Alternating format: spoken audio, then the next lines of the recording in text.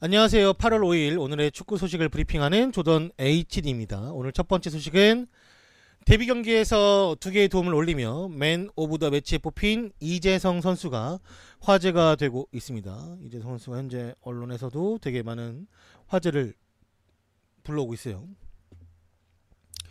홀슈타인 킬은 오늘 새벽 개막 경기에서 함부르크 홈 경기에서 3대 0으로 승리를 했습니다. 이재성은 이 경기에 선발 출전을 했고 홀슈타인 킬은 4-2-3-1을 선발 포메이션으로 썼는데, 일단은 이재성은 이선의 공격형 미드필더에 위치를 했으며 최전방에는 세라가 나섰고 혼삭과 신들러가 양 측면에 포진이 되었습니다. 이재성은 첫 데뷔 경기부터 두 개의 도움을 기록하며 팀의 승리를 이끌었고 후반 11분 메퍼트의 첫 골을 돕더니 후반 33분 킴솜비의 추가골까지 날카로운 크로스로 어시스트를 기록을 했습니다. 81분간 활약을 한 이재성은 홀슈타인 킬의 확실한 에이스였으며 양팀 최다 평점인 8점을 받으며 경기 MVP를 수상을 했습니다. 이걸 제가 오늘 경기를 다운받아가지고 봤는데 잘하더라고. 일단 뭘 잘했냐, 첫 번째로는 활동량이 어마무시했어요. 정말 이 선수, 그러니까 권창범도 그렇고 이재성도 그렇고 정말 많이 뛰거든요, 그 팀에서. 근데 뭐 권창훈은 꾸준하게 많이 뛰었으니까 더 이상이 뭐 그걸 꾸준함을 이야기할 필요는 없고, 일단 이재성은 잘하더라고요. 활동량도 많이 띄워주고, 그 다음에 중간에 짜잘한 실수 같은 건 이제 뭐 피지컬적인 부분 때문에 좀 밀리거나, 그리고 볼 컨트롤에 대해서 살짝 삐걱거린 건 있었는데, 그래도 첫 번째 골을 넣었던 게 이재성의 이제 턴 장면에서 상대 수비가 이제 무게중심이 앞으로 쏠리는 상황에서 턴으로 돈 다음에 상대방 그 선수에게, 그러니까 같은 선수에게 공간을 열어준 거죠. 한마디로 들어가는 길에 공간을 열어줘가지고 오른발 가마차는 킥으로 이제 오른쪽 골포스트 상단에 꽂히는 골을 넣으면서 과정이 너무나 이뻤고, 물론 그게 사실 어시스트라 하기에는 살짝 좀 부족한, 왜냐면 공을 찬 선수가 좀 더 잘했으니까. 그래도 어시스트를 맞고, 그 다음에 두 번째 골이 진짜 이뻤어요.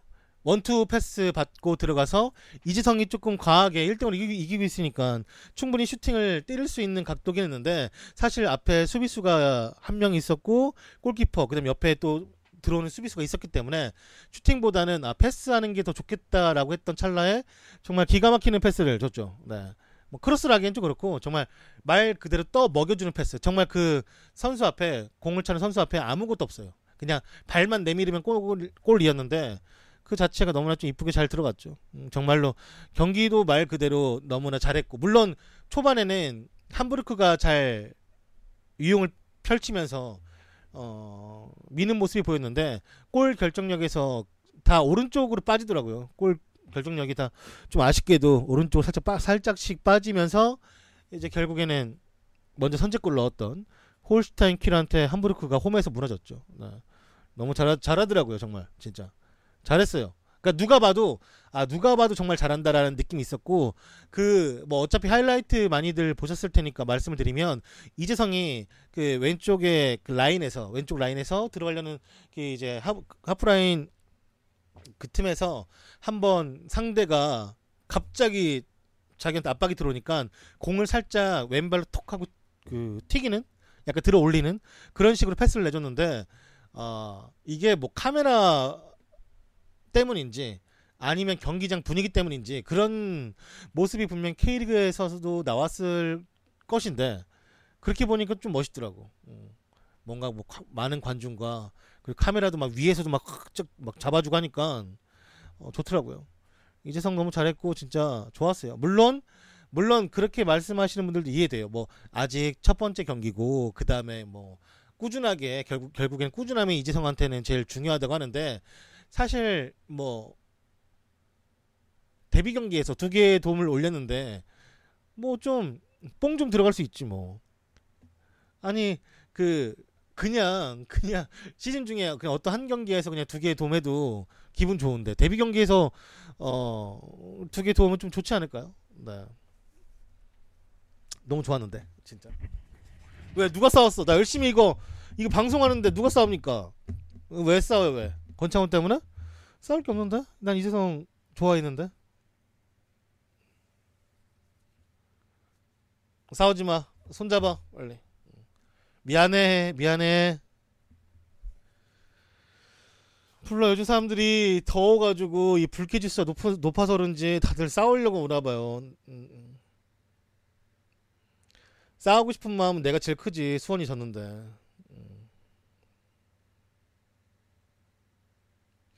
여튼간에 이재성 선수가 이 데뷔 경기부터 그리고 나름 그래도 분데스리가 1부 리그에서 잔뼈가 굵은 팀이죠. 한 번도 분데스리가 출범 후에 강등이 되어본 적이 없는 함부르크가 2부 리그 처음 내려와서 이재성한테 얻어맞은 건 아니지만 얻어맞게끔 과정을 만들어줬으니 기쁘지 아니한가. 네, 좋습니다. 뭐 한국 선수가 나가면 좋죠. 근데 왜 뭐 때문에 싸우는 건데? 아 말해봐요. 뭘 하는 게 아니라 궁금해서 뭐 어떤 것 때문에 뭐 뭐가 왜 싸웠어요? 이 주제를 한번 알고 싶어가지고. 뭐유 말해보슈. 권창훈 대 이재성. 아 누가 더 나은지? 아 뭐 둘 다 좋지. 뭐 누가 더 나은지가 중요한가? 둘 다 잘하잖아요. 야 권창훈이 이재성 밑이었다고? 아니 근데 그거는 사실 누가 보기에는 뭐 권창훈이 더 나을 수도 있고 누가 보기에는 이재성이 더 나을 수도 있는 거지. 개인적인 생각이니까. 만약에 정부 팬이면 이재성이 낫다고 생각하겠지. 그리고 수원 팬이면 권창훈이 낫다고 생각하겠고. 어차피 뭐 그게 뭐 그런 거 아니겠어요? 그냥 그냥 뭐 그냥 팬이니까 더 자기 팀 있던 선수니까 그런 거겠지.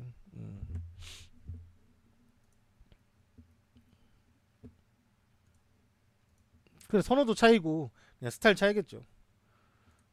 둘 다 국대고 잘 해줬는데 뭐 아무튼 권창훈도 그렇고 이재성 선수도 이제 해외 이제 막 나갔는데 부상 없이 잘 뛰기를 바랄게요. 이거 제가 그 락사커에서 보니까 이재성 선수 유니폼이 한국 배송이 될 수 있게끔 해준다 하더라고요. 혹시라도 이재성 선수의 유니폼을 구매하고 싶으신 분들은 홀슈타인 코리아라고 이제 SNS 계정이 있는 거를 제가 봤어요. 그 홀슈타인 코리아를 구글에 검색해 보시면 주소가 나올 겁니다.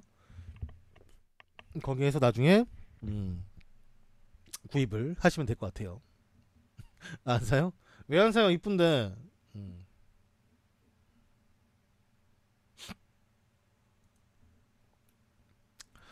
다음 소식은 프랑스 언론인 르키프에서는 리그 1 승격팀인 랭스가 석현준을 영입하기 위해서 35억 원을 제의했다라고 합니다. 프랑스 리그앙의 투라 소속의 석현준은 새로운 팀이 오리무중인 가운데 이번 2018-19 시즌부터 리그 1에 참가하게 되는 스타드 랭스가 석현준의 영입을 위해서 35억 원의 금액을 제안했다라는 보도가 나왔습니다. 석현준이 처음에는 이 앙제로 가기로 했다가 그 다음에 생트티엔이 또 석현준에게 관심이 있다고 했다가 이번에는 랭스인데 랭스로 갈 수 있는 확률이 좀 높은 것 같아요. 35억이면 이거는 바이아웃이 발동되는 걸 거예요. 네, 제가 알기로는. 그래서 갈 수가 있어요. 충분히. 랭스 가면은 뭐 승격팀이면 사실 뭐 잔류하는데 힘을 써야겠지만 그래도 석현준이 이런 무대에 있고 싶어 하니까 많이 뛸 수 있는 거는 랭스가 더 좋겠죠.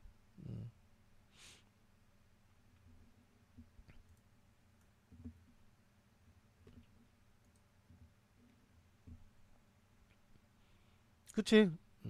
아니 보면은 석현준 선수가 저번 시즌 6골인가 7골 정도 넣었는데 사실 그거보다 더 못 넣은 선수들도 이제는 평가를 좋게 받는 선수 많죠. 석현준은 게다가 타겟터니까 좀 비벼주는 것도 있고 키에 비해서 다리도 빠른 편이고 일단 경험이 좀 이렇게 많이 쳐주더라고요. 석현준의 유럽 경험을. 35억 석현준 황의조는 이 무대가 아시아니까 사실 우리나라로 가면은 좀 몸값이 뭐 비싸진 않겠죠? 근데 이제 뭐 만약에 중국이나 그쪽 무대로 간다면 좀 올라갈 수도 있는 거고. 황의조 갈 땐 좀 싸게 갔지. 옛날에 이승열이 간바 오사카 갈 때 완전 사기치는 급으로 비싸게 갔는데 이승열 지금 은퇴했지만 이승열이 그때 J리그 어떻게 했는지 몰라 진짜. 그때 이승열 엄청 비싸게 갔을걸요 진짜 거의. 거의 이재성 지금 분데스리가 2부 리그 가는 금액 정도 받고 갔나? 엄청 많이 받았어. 그래서 너무 의아해가지고 파는 서울 팬들도 얘가? 가는 이승열도 내가? 그랬을걸요? 진짜? 많이 비쌌어 그때 진짜. 정말로.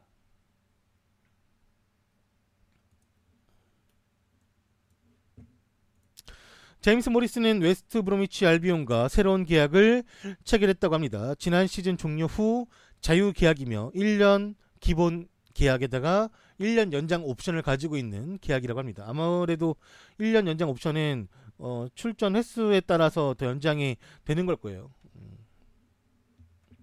나이지리아 월드컵 갔지?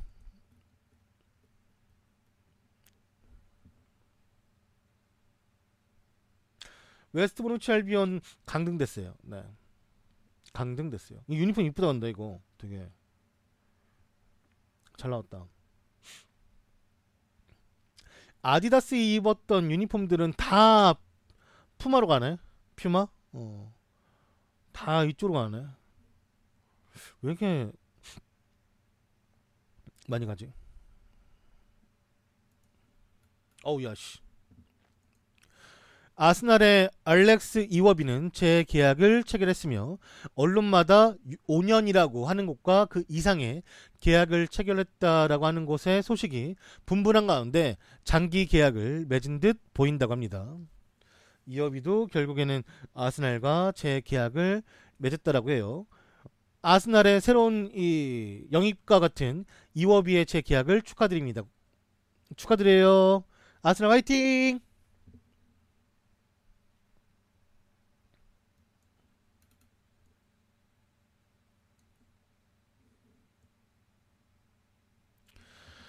알바로 모라타는 자신의 등번호를 변경을 하였습니다. 쌍둥이 출산 기념으로 기존의 9번에서 2를 추가한 29번으로 바꾸었다고 하며 모라타는 지난 7월 29일 날 태어난 쌍둥이 자녀 알레산드로와 레오나르도 그리고 그의 가족을 축복하기 위해 지난 시즌 달았던 등번호 9번에서 변경을 하기로 결정을 했다고 합니다. 그가 말하길 제 아이들이 세상에 태어난 것을 환영하면서 절대 잊을 수 없는 날이었으며 제게 있어 가족은 정말 중요한 존재이고 제 가족들과 와이프인 앨리스에게 감사를 표하고 싶습니다.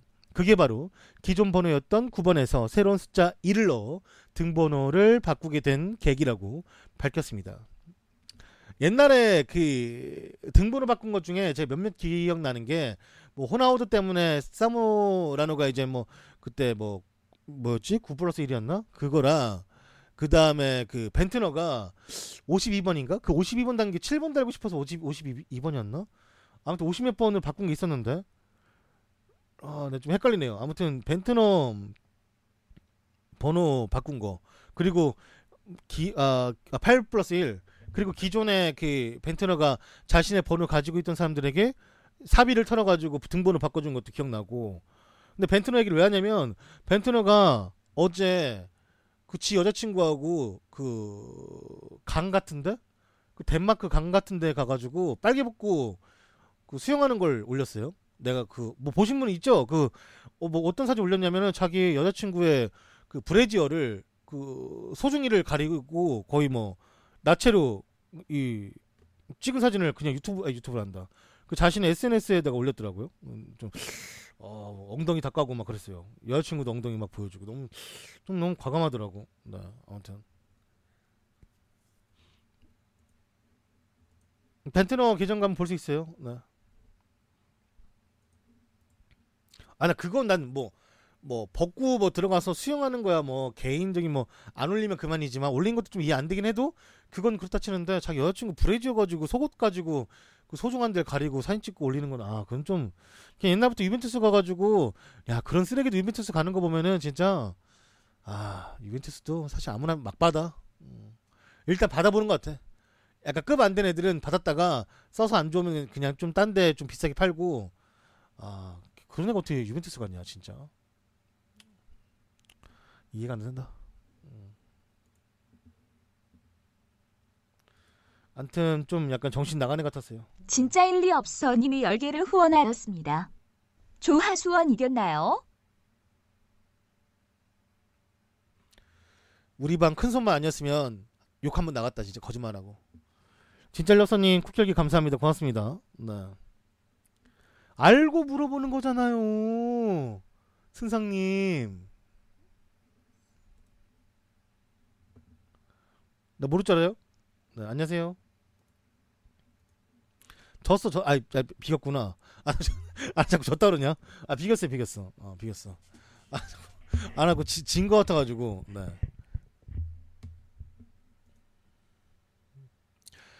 위건이 데런 깁슨을 영입을 하였습니다. 계약 기간은 1년 단기 계약이라고 해요. 데런 깁슨은 썬더랜드에서 사고 쳐가지고 방출됐어요. 그 음주운전도 했었고 뭐 자전거를 타던 사람을 차로 쳐가지고 또 사건이 좀 아무튼 뭐 엄청난 사건 사고 도박도 했다가 뭐 아주 그냥 트리플 크라운이야. 신정환 그 오리댕인가?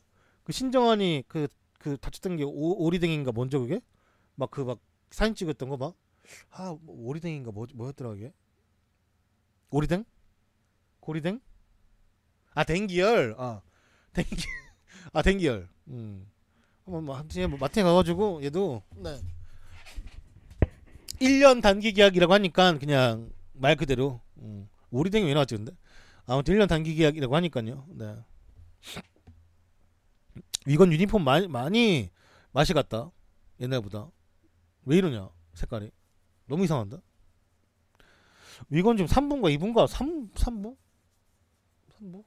그럴걸요? 네. 저번에 들었을 땐 3부였다고 했던 것 같긴 한데 모르겠어. 2부인지 3부인지. 위건에 관심이 사람이 거의 없지 지금.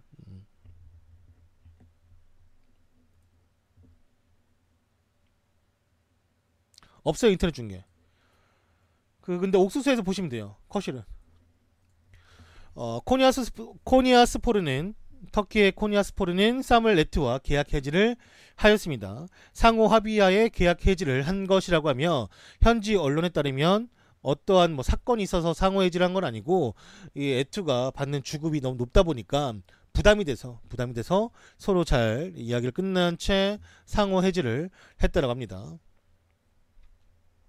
옥수수라고 인터넷에 그냥 옥수수 치면요 그 TV를 볼 수 있는 그냥 사이트 나와요. 뭐 이상한 사이트도 아니고 정식 사이트예요. 그냥 정식으로 만들어진 사이트니까 거기서 스포츠 채널 들어가가지고 스포 TV로 보시면 돼요. 네.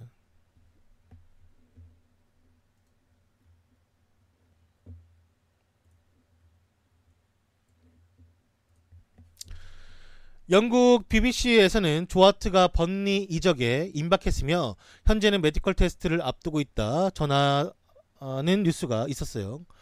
맨시티 골키퍼인 조하트는 오늘 번니에서 메디컬 테스트를 받고 있고 31살의 조하트는 맨시티와 계약이 1년 남았지만 펩 과르디올라 아래서는 일군 선수로서 미래가 없었으며 조하트는 오직 임대가 아닌 영구 이적만을 원했다고 합니다.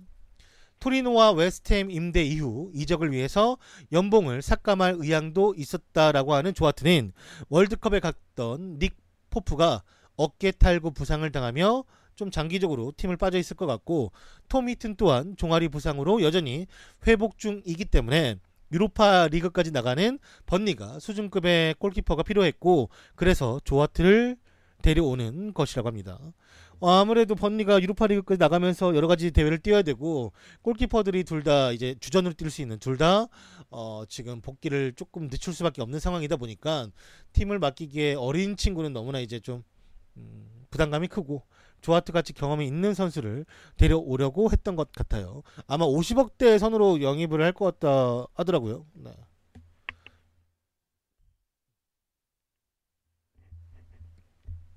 이번에 번니 유로파 갔잖아요. 번니가 전반기 하도 그 승점을 많이 따놔가지고 후반기에 그렇게 망했는데도 유로파에 가더라고.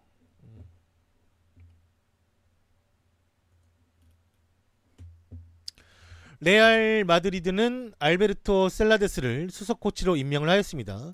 전 스페인 언더 21세 감독이었고 이 감독은 한국 국가대표팀 감독의 자리에도 이야기가 나왔던 사람인데 레알의 수석 코치로 로페테기의 수석 코치로 간다고 해요. 그렇대요. 이 한국 국가대표팀 감독 자리를 한번 말씀드리면 외국인 감독이 거의 확실시되고 지금 기존에 스웨덴 코치들 계약이 안 끝났대요. 뭐 계약이 또 돼 있다네. 그런데 말고는 뭐 그래가지고 뭐 이거를 좀 이어가기 위해서 뭐 스페인 코치가 5년 만에 스페인 코치 했던 사람이 5년 만에 하고 있는데 뭐 어떻게 될지 모르겠어요. 더 가봐야 알겠죠.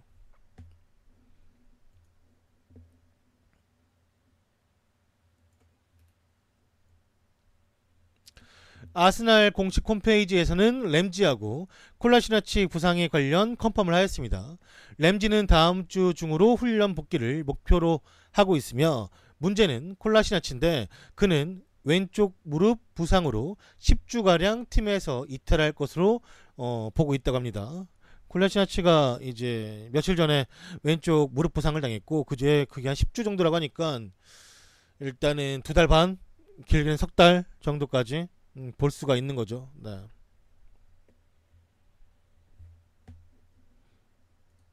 왼쪽 자리 그렇게 되면은 이 시즌 시작하기 전부터 조금 삐걱거릴 수 있는데 이럴 거면은 빨리 그래도 어느 정도 메꿀 수 있는 선수를 데려오거나 아니면은 전술 자체를 바꾸기에는 좀 너무 시간이 촉박하니까 어떻게 해야 될지를 잘 모르겠네요.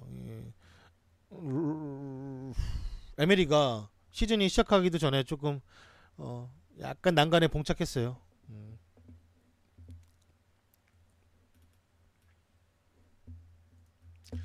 2018-19 시즌 도르트문트의 새로운 주장은 마르크 로이스로 낙점이 되었습니다. 그는 슈멜처의 완장을 로이스가 이어받는다라고 하며 로이스는 주장 임명 인터뷰에서 말하길 감독님이 이번 시즌 제가 주장이라고 발표를 했습니다. 이건 물론 저에게 영광스러운 자리이며 저를 더 기쁘게 만들어 주었습니다. 자신이 주장답게 팀을 잘 이끌 수 있게끔 최선을 다하겠다라고 포부를 밝혔으며 파브레 감독이 말하길 로이스는 많은 도르트문트 선수들의 롤 모델입니다. 랄 모델. 그는 많은 경험을 가지고 있고 도르트문트에서 오랫동안 있었습니다. 그러므로 이건 합리적인 선택이었다라고 말하며 그를 주장으로 임명한 이유를 밝혔습니다. 워낙 또 도르트문트 사랑이 좋으니까.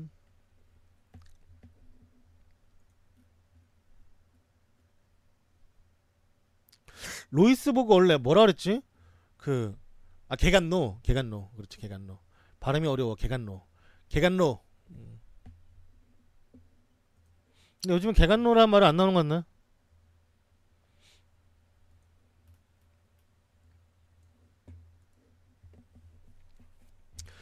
스카이 스포츠에서는 과르디올라가 특별한 한 명의 영입을 원하고 있다 보도를 했습니다. 과르디올라 감독은 맨시티가 이적 시장이 닫히기 전에 한 명의 선수를 더 영입할 수도 있지만 그가 특별한 선수일 경우에만 가능할 것이라고 이야기를 했습니다. 현재 이적 시장을 겨우 5일 남겨놓고 과르디올라는 선수단에 레스터 시티로부터 클럽 레코드인 6,500만 파운드 955억으로 리아드 마레즈 단 한 명만을 데려왔으며 과르디올라는 나폴리 시절 함께했던 마우리시오 사리 감독과 첼시에서 제외하기로 한 조르지뉴를 아쉽게 놓치면서 미드필더 영입을 원해 왔었습니다. 물론 미드필더에 이 네덜란드 리그에서 데려온 샌들러가 있는데 걔는 이제 뭐 지볼레라는 팀에서 왔으니까 사실 직전감이라고 생각하기엔 조금 어려울 것 같아요. 네. 여튼간에 지금 미드필더에서 새로운 영입을 기대하고 있고 하지만 그는 그것 때문에 또 다른 선수 영입을 하지는 않을 것이라고 주장을 했습니다. 아직은 이적 시장이 끝나지 않았으니 지켜볼 것이며 우리가 다른 선수를 데려오기로 결정을 했다면 그가 특별한 선수이기 때문일 것이고 미래를 위해 남겨놓은 한 자리는 그 이상이 되지 않을 것이라고 말을 했습니다. 제가 여기 있었던 모든 시간 동안 심지어 첫 시즌에도 저는 선수단에 만족을 했고 지난 시즌도 마찬가지이며 그것은 이번 시즌도 마찬가지입니다. 월요일에 우리는 모두 함께 머리를 맞대고 지난 시즌의 수준을 유지하기 위해서 우리에게 무엇이 필요한지 생각해 볼 것이라고 말하며 인터뷰를 마쳤습니다. 결국 뭐 간략하게 말하자면 펩이 그래도 조금 부족한 자리라고 생각한다면 홀딩 역할을 해줄 수 있는 미드필더 자리를 생각하고 있는 부분이고, 물론 그 자리를 완전히 메꿔주려고 데려온 선수는 아니고 미래를 좀 보고 데려온 네덜란드 리그 출신의 샌들러가 있긴 합니다. 하지만 그 선수가 당장의 기용 자원으로는 보지는 않는 것 같아요. 여튼간에 일단은 그 자리 이외에 다른 선수들의 영입은 전혀 생각하지 않고 있다고 하니까 뭐 이상 그 외의 자리에서는 선수가 영입될 거는 조금 어려울 것 같아요. 일단 그릴리시, 아스톤 빌라, 그 친구는 뭐 첼시 얘기도 있고 토트넘 얘기도 있고 얘기는 있는데 워낙 그 비싸게 불러가지고 나갈 수 있을까는 잘 모르겠어요. 네.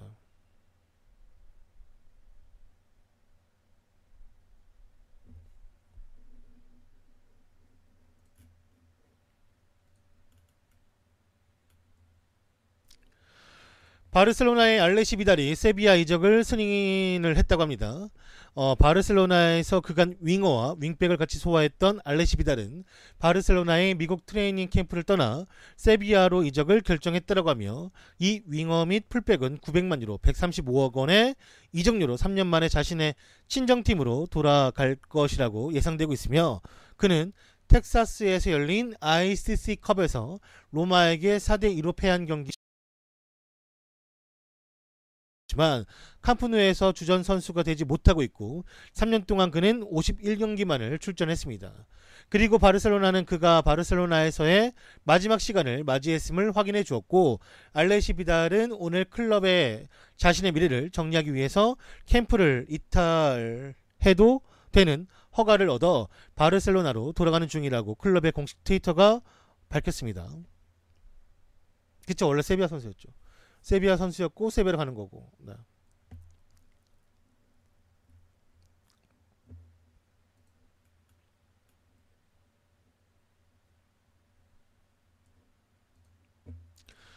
스페인 마르카에서는 레알 마드리드를 언팔로우한 크리스티아노 호날두가 화제가 되고 있습니다.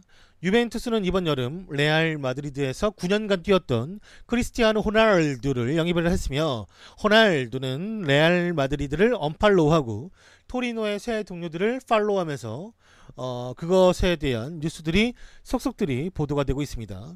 하지만 레알 마드리드의 전 동료들과 안첼로티 감독, 지단 감독 같은 사람들하고는 아직도 팔로우를 유지하고 있다고 합니다. 근데 이게 뭐냐면, 네, 감사합니다. 이게 뭐냐면 호날두가 먼저 팔로우를 끊은 건 아니고, 언팔로우한 건 아니고, 레알이 먼저 가자마자 끊었다고 하더라고요. 그래서 하긴 레알이 그걸 계속 유지하는 것도 웃기긴 하지만, 그렇다고 해서 좀 먼저 건드린 것도 좀 약간 그런데, 약간 호날두는 그 부분에서 좀 기분이 상하지 않았을까요? 한쪽이 끊었는데 한쪽이 계속 그걸 유지하고 있는 것도 좀 그렇고. 네. 그러니까 진짜 일리 없어 님이 20개를 후원하였습니다. 레알이 양아치라 그래. 아니 근데 어차피 9년 동안 뛰었으면 나중에 그 팀 레전드에 분명히 들어갈 텐데, 그 레알은 그게 있어요.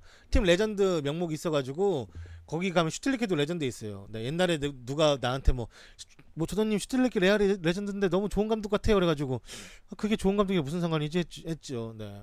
가니까 1년 뛴 오원도 레전드야. 거기는 보니까 거진 사고 안 치고 나가면 다 레전드인가 봐요.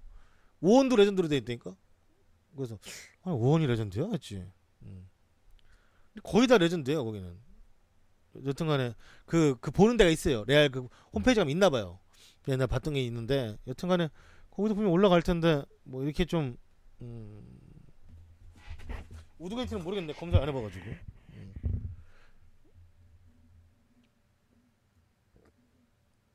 여튼간에 호날두가 분명히 나중에 은퇴하고 나서 레알하고의 관계가 분명히 뭐라도 있을 텐데,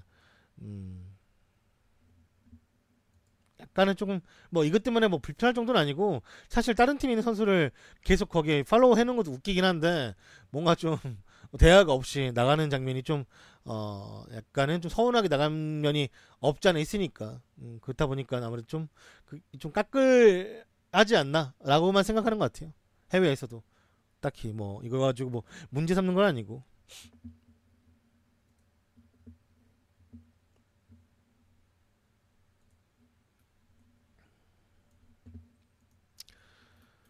다음은 이탈리아 디마르지오가 피오렌티나 팀이 유벤투스의 마르코 피아차를 데려오는 딜이 거의 완료 직전이라고 보도를 했습니다.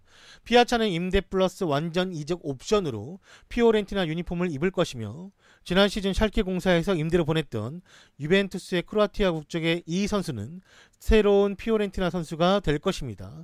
이것은 클럽과 선수에 대해서 모두 합의가 다 된 상태로 가며 1년 임대에 200만 유로 27억에 완전 이적 옵션 2천만 유로 265억의 계약이며 게다가 피오렌티나가 이 완전 이적 옵션을 사용한다면 유벤투스가 2,600만 유로 340억에 재영입할 수 있는 바이백 옵션도 같이 달려있는 계약이라고 합니다. 일단은 피오렌티나가 이선 자원에서 잘 사용을 할 수 있는 피아차를 데리고 싶은 상태에서 이 유벤투스가 또 갑자기 떡상할 수 있는 이 피아차에게 바이백을 달면서 보내주는 것이라고 하니까요. 선수가 잘하면 유벤투스에게도 좋은 거죠 뭐.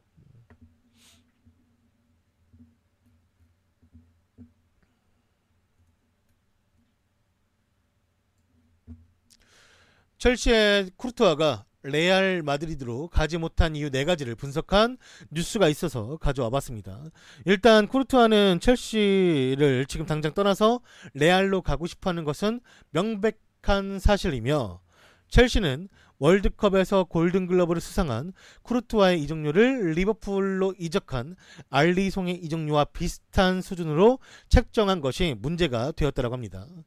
레알은 이 막대한 이적료를 1년 남은 선수에게 지불할 마음이 1도 없어서 이 거래는 성립할 수가 없고, 만약 레알이 기어이 첼시가 원하는 이적료를 지불한다면 첼시는 겨울 이적 시장까지 윌리 카바이로와 로버트 그린 골키퍼로 버틴 뒤에 겨울 이적 시장에서 새로운 골키퍼를 영입할 것이라고 알렸습니다.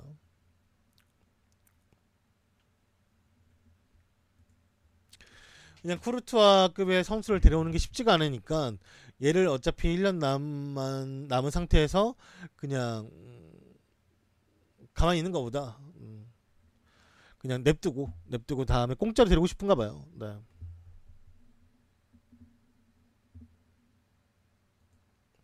네, 안녕하세요.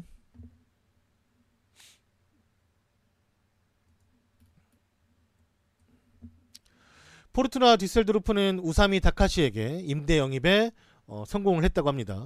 아우크스부르크에서 포르투나 디셀도르프로 가는 임대이며 지난 시즌도 디셀도르프 임대 생활을 했었습니다. 이 팀은 과거 그 차두리 선수가 뛰었다가 그 당시 차두리가 이혼 문제로 막 집중 못하고 한국에 왔다리 갔다리 하면서 막 너무 머리 아프다 해가지고 막 경기도 못 뛰고 막 복귀해야 되는데 복귀보다 훨씬 늦어지고 하다가 결국에 상호해지하면서 팀을 떠났던 팀이기도 하고, 제가 이 팀을 평생 잊을 수가 없는데, 제가 옛날에 그 알사 시절에 괜히 좀 아는 척 한다고 어떤 사람이 차들이 어디 가요 했는데 제가 그 댓글에다가 첫 댓글에다가 당당하게 아마 포르투나 디셀도르프 갈 거라고 그렇게 써가지고 완전 개쪽당한 적이 있었죠. 나 진짜로 그게 너무 창피해가지고 내가 아직도 그게 그 생각하면은 막 손발이 좀 오그라들고 그때 왜 그랬지 했죠. 나는 이게 팀 이름이 포르투나 디셀도르프라고 해가지고 포르투 따로 디셀도르프 따로인 줄 알았어요. 그래서 이게 포르투나 디셀도르프가 한 이름인지 몰랐지. 그냥 포르투갈에 있는 포르투하고 독일에 있는 디셀도르프 그 둘 중에 한 팀하고 이제 이직설 뜨나보돼가지고 아마 내가 거기다 쓰기를 포르투 아니면 디셀도르프 갈 거라 이렇게 썼는데 댓글에 그거 알죠? 크크크크 달리는 거 막 쫙 달리는 거 있잖아요. 완전히 크크크 이런 거 되게 막 댓글 뭐 글 하나도 없고 다 진심 아니죠? 농담이죠? 이러면서 막 그거를 이제 너무 처음에 봤을 때 너무 창피하더라고요. 바꾸기도 벌써 늦었어. 왜냐면 이제 알겠지만 다음 카페를 하면은 이 알람이 와요. 그 어플을 하면은 알람이 막 오는 거야. 막 오는데 그 이제 그 화면을 안 뜨게 해가지고 뭐지 하고 뭐 싸움 났나? 내가 뭐 잘못했나 했는데 보니까 다 그 글에 이제 원래 물타기라고, 그게 뭐 잘못된 물타기는 아니고 한번 누가 그 웃음 포인트를 잡으면 남들도 좀 따라붙게 되는 그런 약간 성향이 있잖아요. 인터넷이라는 바다가 그렇죠. 그래서 농담인 척 하기에는 너무 늦었어 그때 진짜. 나 정말 진지하게 썼거든요. 정말 진지하게. 정말 되게 축자랄인 것처럼. 그래가지고 또 그때 생각하면 좀 창피해요. 네. 살면서 몇 번 창피한 적이 있었는데 안 지워지는 창피함이 있는데 이게 그 안 지워지는 창피함 중에 하나예요. 진짜. 아무리 잊어보려고 해도. 그래서 지금은 그냥 뭐 그러니 하는데 그땐 되게 좀 창피했어요. 정말 엄청. 여튼간에 또 이렇게 만나니까 반갑네요.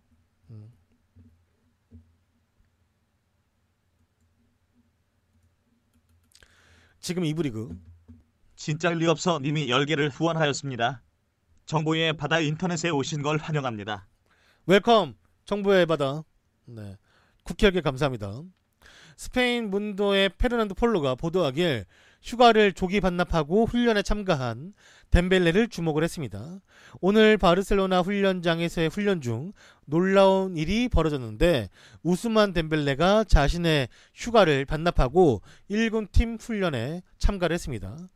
우스만 덴벨레는 지난밤 바르셀로나에 도착했으나 월드컵 우승 이후 받은 휴가로 인해 슈페르코파가 끝나기 전까지 팀에 합류할 의무가 없었습니다.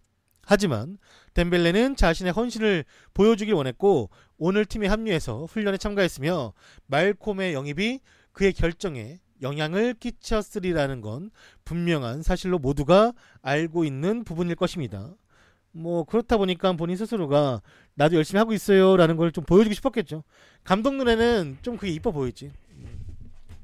괜히 이것 때문에 또 이제 맨유 팬들이 싸우더라고. 거기도 누가 썼을 거 아니야.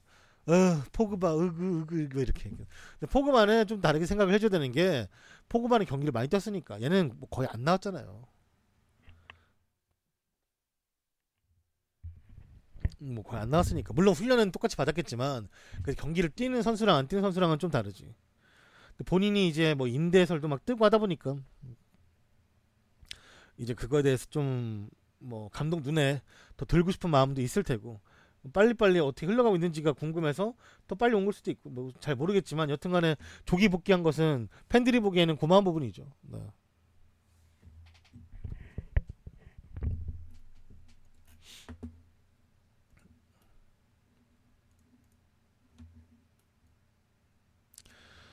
다음 소식은 아스날의 에메리 감독은 웰백에게 팀을 떠나도 좋다라고 전달을 받았다고 합니다. 에메리는 웰백에게 이적 시장이 끝나기 전까지 팀을 떠나도 된다. 이적 시장이 끝나기 전에 팀을 떠나도 된다라고 이야기를 해 주었다고 합니다. 웰백은 계약 기간이 이번 시즌으로 끝이 나지만 오바메양이 아스날로 이적을 하면서 완전히 뒤로 밀려나게 되었으며 웰백은 2014년에 맨유로부터 이제 영입이 되었습니다. 하지만 그는 아스날로 이적한 뒤로 부상으로 4시즌 동안 뛰면서 50%도 안 되는 출전만을 했으며 영국 타임즈에 따르면 아스날은 웰백을 팔고 싶어하며 현재 이 웰백을 원하는 팀으로 에버튼의 제안을 받아들일 것이라고 합니다. 웰백은 사우스게이트 감독의 잉글랜드 스쿼드에 깜짝 발탁이 되었고 그래서 러시아 월드컵을 참가했지만 그는 월드컵 기간 내내 총 18분만을 뛰었습니다.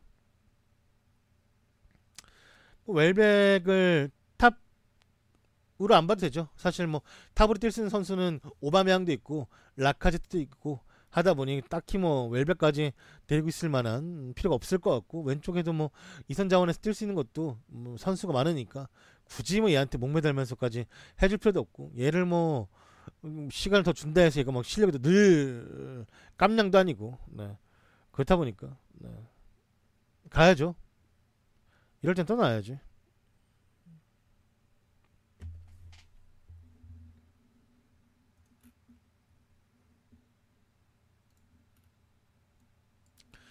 알리송은 오늘 열릴 데뷔전에서 13번이 새겨진 유니폼을 착용하는 것이 오피셜 발표가 되었습니다.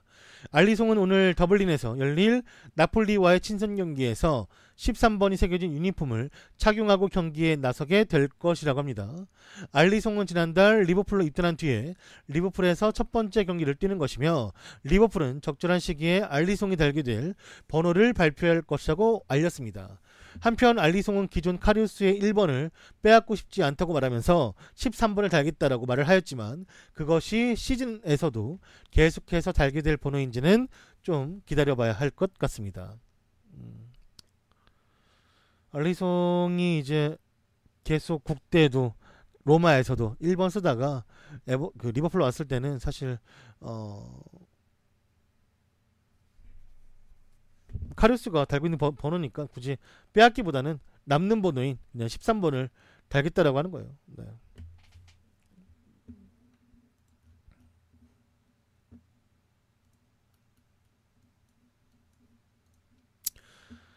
다음은 지금 중국 선전에서 열리고 있는 파리대 AS 모나코의 트로페 데 상피용, 프랑스 말로 트로페 데 상피용, 뭐 슈퍼컵 같은 거죠. 네. 이게 지금 현재 열리고 있고 선발 라인업이라고 해요. 네. 우리가 알 수 있을 만한 선수는 뭐 디마리아, 디아라, 베라티, 뭐 부폰도 이제 처음으로 파리 공식 경기 이제 나오는 거고. 티아고 실바 이 정도 있는데 서브에는 보시다시피 뭐 트라프에다가 퀴르자와 마르키뉴스, 그 다음에 르셀소, 디아비, 그 다음에 뭐 네이마르 주니어. 네.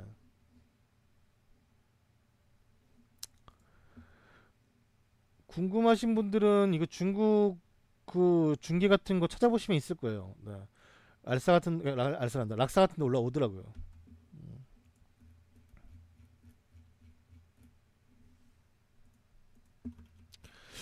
그리고 제가 아까 이거를 정리를 좀 못했는데 이거는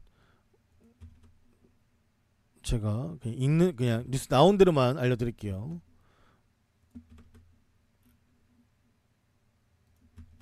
마지막 소식은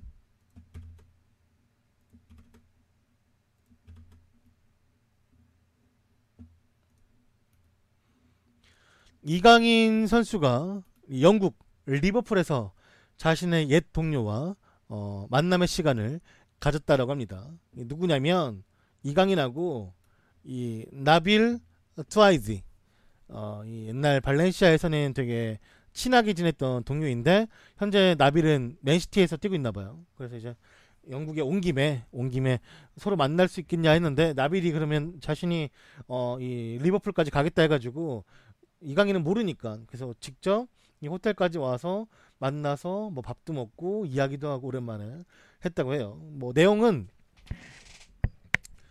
이강인과 나빌 투아이지는 발렌시아 유스에서 듀오로 짝을 이뤘던 선수들이었습니다. 발렌시아 안팔틸 A 소속으로 이제 같이 뛰었고 수많은 기록을 경신한 두 사람은 호세 알레상코 전임 단장의 지시로 인해서 별다른 보상 없이 재차 카데테 A에서 뛰었고 가능성이 점점 줄어들었다라고 합니다. 알레상코는 별다른 기대를 하지 않았었고 결국 나빌은 맨체스터 시티로 이적하게 되었다라고 해요. 현임 단장인 알레마니가 그 당시 단장이었다면 나빌은 말레이시아에서 절대 팔지 않았을 만한 선수였다고 합니다.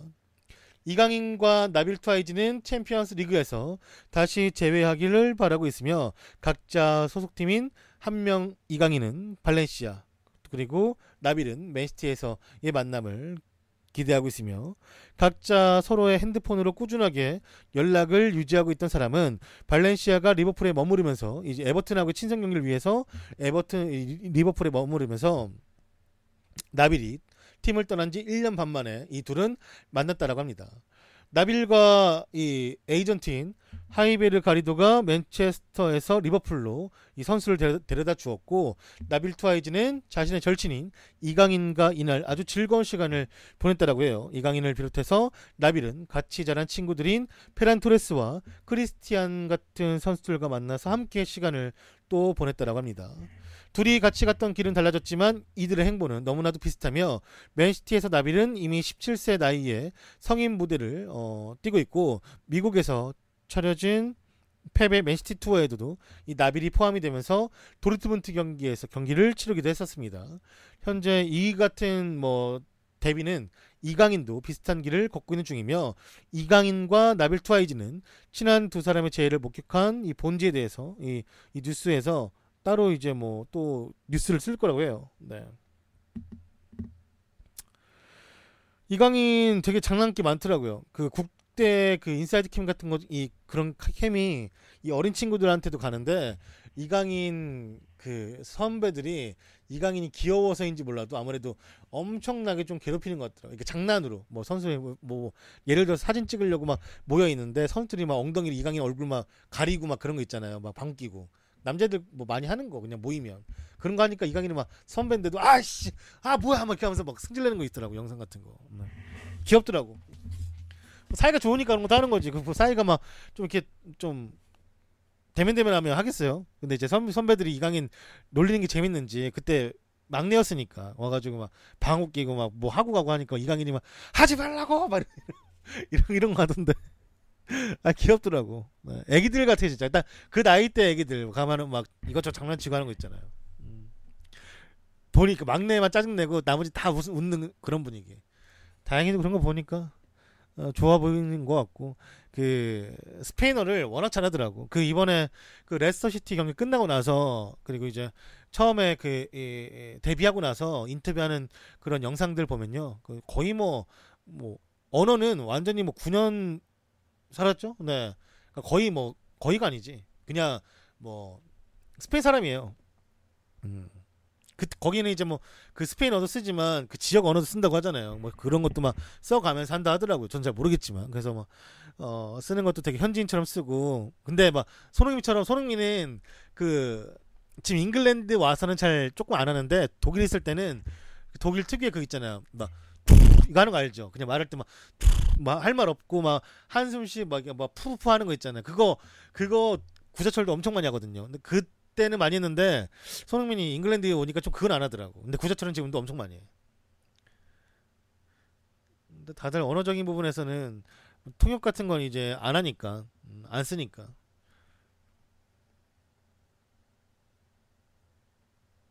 잘하더라고요. 그때 영상 보여줬잖아. 이강인 그 인터뷰하는 영상.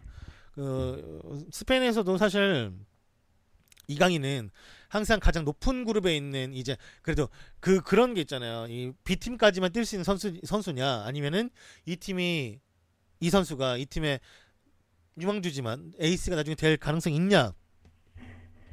그런 가능성은 이강인에게만 해놓은 건 아니지. 아까 말했던 페란토레스나 뭐 이런 많은 선수들에게도 수천억의 바이아스를 달고 있는 거는 맞으니까요. 맞는데 그래도 이강인은 항상 이 발렌시아 지역지에서도 매번 주목을 받는 거였고, 현재는 그 전국적인 마르카에서도 이강인에 대한 얘기를 하면은 웬만한 축구 팬들은 알아먹을 정도로 이 전국구 이제 유소년에서는 정말 잘 알려진 유망주라고 이제 이름을 떨치고 있는데, 이강인 선수가 여기서 한 단계 잘만 나가주면 그리고 그 누님 말했지만 이 스페인에서도 이강인 같은 스타일의 유형이 드물대요.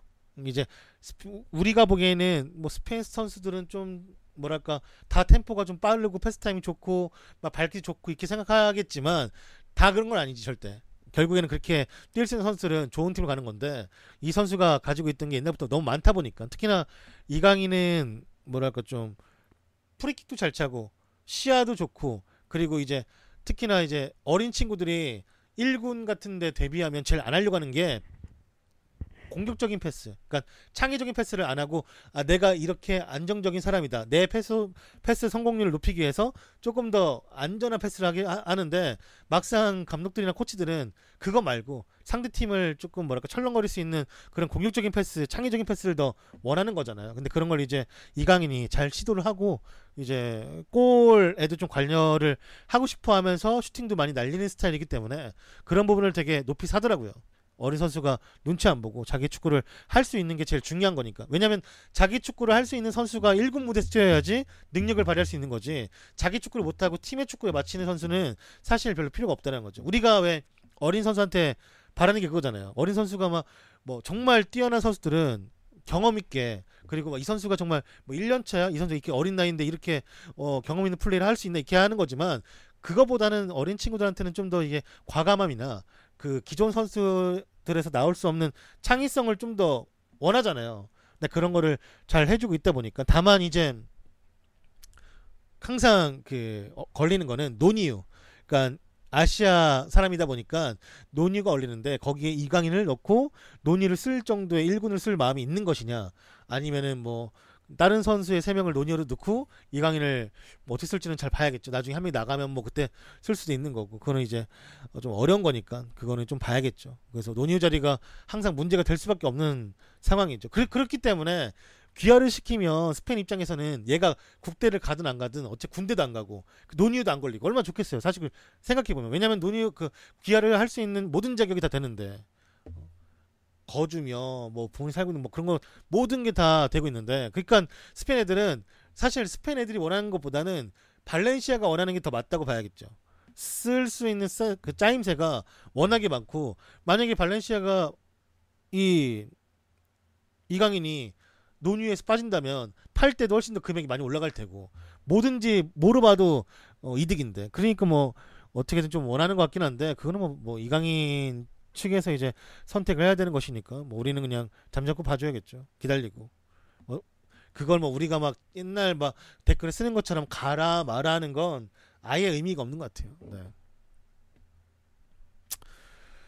그렇기 때문에 네, 이강인 선수가 잘 됐으면 좋겠어요. 네. 그래서 저는 뭐 이강인 선수 보고 뭐 가라, 뭐 귀화해라 하는 것도 이해가 되고, 가지 마라, 그냥 안 갔으면 좋겠다, 우리도 이런 스타일의 선수를 국가대표팀에서 한번 써보고 싶다라고 하는 것도 이해가 되고, 여러 가지 이해가 돼요. 네, 사실. 그래서 뭐 다 틀렸다고 할 수도 없고 다 맞다고 할 수도 없잖아요. 그냥 이강인 선수의 생각이 제일 맞는 거죠. 뭐 따지고 보면. 여튼간에 이강인 선수가 네, 이렇게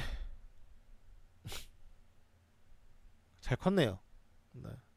그 발렌시아 구단 가면요 그 영상 같은 거 있어요. 훈련 영상도 다 나오고 하니까 궁금하시면 그거 찾아보시면 될 것 같아요. 네. 유튜브에 발렌시아 공식 이 채널이 있으니까 거기서 보면 될 것 같습니다. 오늘 제가 기사를 발췌한 것은 FM코리아 FM네이션 다음 카페인 락사이며, 이곳에서 좋은 기사를 올려주시는 많은 분들에게 다시 한번 감사의 인사를 드립니다. 원래는 제가 그 축구 뉴스를 주말에 안 해요. 특히 이제 K리그 있을 때는 더 안 하려고 하는데, 오늘 수원 때는 빡쳐가지고 중간에 그냥 뉴스 준비했어요. 미안해요. 응원할 맛이 1도 안 나더라고. 중계 질부터 그 경기력부터 선수를 뛰는 폼부터 그냥 뭐 하나 마음에 드는 게 없어가지고 나도 약간 잘 집중을 못했고, 또 끝에 말하다 보니까 짜증나네. 여튼간에 뭐 좀 답답하고 그냥 그러네. 이게 문제야. 야구는 장점이 딱 그거야. 3위를 연장 붙잖아요. 그 중에 한 번만 이기면 그래 좀 괜찮은데, 축구는 이렇게 한 번 만나면 한참 기다려야 돼. 리벤지 하려면 한참 기다려야 돼. 경기도 주말마다 있고. 아우 짠나. 그게 연패하면 얼마나 짠나겠냐고. 스트레스 받아요 진짜.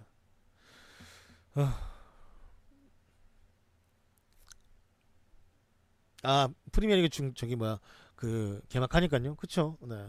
그리고 이제 팟캐스트 팟빵에서 조던 HD 검색하시면 구독할 수 있고요. 음성 파일로만 들으실 분들, 운전하면서 아니면 이제 대중교통을 이용하시면서 들으실 분들은 팟빵에서 들으셔도 됩니다. 그다음 네이버 TV캐스트에서도 조던 HD 검색하면 나오는데, 이게 네이버 TV캐스트에서 이게 뭐가 잘못돼가지고 영상은 계속 올렸는데 채널이 개설이 안 됐었어요. 그거를 이제 네이버 TV캐스트에서 고쳐줘가지고 지금은 검색이 되는데, 네이버 TV캐스트도 딱히 VOD 쪽이 그렇게 활발한 건 아닌 것 같더라고요. 뭐 생방송 진행하려면 구독자가 1000명이 넘어야 된다고 하니까, 여러분들이 혹시라도 뭐 TV캐스트 뭐 보시는 분들이 있다면 네이버 TV캐스트도 구독하기 눌러주시면 너무나 감사하겠고, 유튜브도 이제 있으니까요. 유튜브에서 조던 HD 검색하신 다음에 구독하기 눌러주시고, 좋아요, 채팅 해주시면 너무 감사하겠습니다. 특히 채팅, 자꾸 채팅이란다. 댓글 남겨주세요. 그리고 카톡에서 조던 검색하신 다음에 풀친 등록해 놓으시면 제가 알고 있는 뭐 속보 소식이나 아니면 이제 사가 같은 축구 이제 이적 사가 같은 것들을 따로 이제 풀친 분들에게만 보내드리는 게 따로 있어요. 그렇기 때문에 풀친 등록도 해주시면 너무나 감사하겠습니다. 고맙습니다. 차오. 사슬리아.